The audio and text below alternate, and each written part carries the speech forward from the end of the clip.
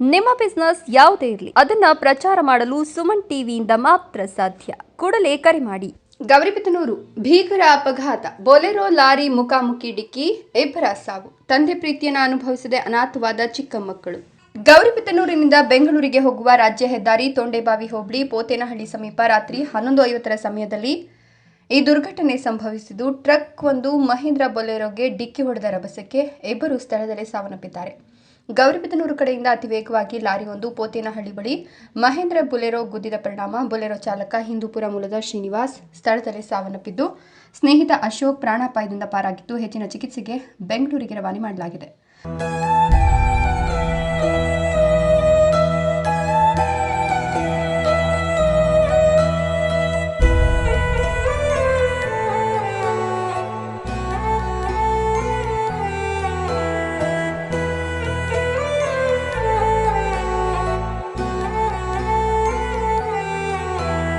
ಅತಿ ವೇಗವಾಗಿ ಬರ್ತಿದ್ದ ಟ್ರಕ್ ಬೊಲೆರೋ ವಾಹನಕ್ಕೆ ಗುದ್ದಿ ರಸ್ತೆಯ ಬದಿಯಲ್ಲಿದ್ದ ಮನೆಯ ಶೀಟ್ಗಳಿಗೆ ಗುದ್ದಿದ ಪರಿಣಾಮ ಇಡಗೂರು ಮೂಲದ ಟ್ರಕ್ ಚಾಲಕ 32 ವರ್ಷದ ಅಶೋಕ್ ಕೂಡ ಸ್ಥಳದಲ್ಲೇ ಸಾವನ್ನಪ್ಪಿದ್ದಾರೆ.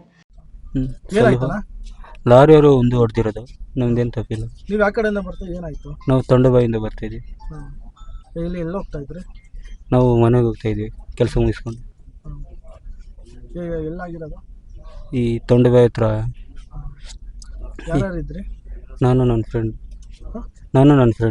ಫ್ರೆಂಡಾ? ಏನಾಗಿದೆ ಅವ್ರಿಗೆ? ಅವ್ರಿಲ್ಲ, ಸತ್ತಾಗಿದೆ. ಇನ್ನು ಸ್ಥಳೀಯರು ಹೇಳೋ ಪ್ರಕಾರ ಲಾರಿ ಅತಿ ವೇಗವೇ ಅಪಘಾತಕ್ಕೆ ಕಾರಣ ಅಂತ ತಿಳಿದು ಬಂದಿದೆ. ಯಾರದೇ ತಪ್ಪಿರಲಿ, ಅತಿಯಾದ ವೇಗ ಇಬ್ಬರ ಪ್ರಾಣವನ್ನ ಬಲಿ ಪಡೆದಿದ್ದು, ಎದೆಯೊಡೆಯುವ ದುರಂತ ಏನಂದ್ರೆ ಸಾವನ್ನಪ್ಪಿದ ಬೊಲೆರೋ ಚಾಲಕ 26 ವರ್ಷದ ಶ್ರೀನಿವಾಸ್ಗೆ 7 ತಿಂಗಳ ಮಗುವಿದ್ದು, ಟ್ರಕ್ ಚಾಲಕ ಅಶೋಕ್ ಅವರಿಗೂ ಕೂಡ 9 ತಿಂಗಳ ಮಗುವಿದ್ದು, ಚಿಕ್ಕ ವಯಸ್ಸಿನಲ್ಲೇ ತಂದೆಯನ್ನು ಕಳೆದುಕೊಂಡ ಮಕ್ಕಳನ್ನು ನೆನೆಯುತ್ತಾ ಕುಟುಂಬಸ್ಥರ ಆಕ್ರಂದನ, ಸಾರ್ವಜನಿಕರ ಕಣ್ಣಲ್ಲಿ ನೀರು ತುಂಬಿಕೊಂಡಿದ್ದು, ಈ ದುರಂತವೊಂದು ಗೌರಿಬಿದನೂರಿನಲ್ಲಿ ನಡೆದಿದೆ. ಸ್ವಾಗತ್, ಗೌರಿಬಿದನೂರು, ಸುಮನ್ ಟಿವಿ.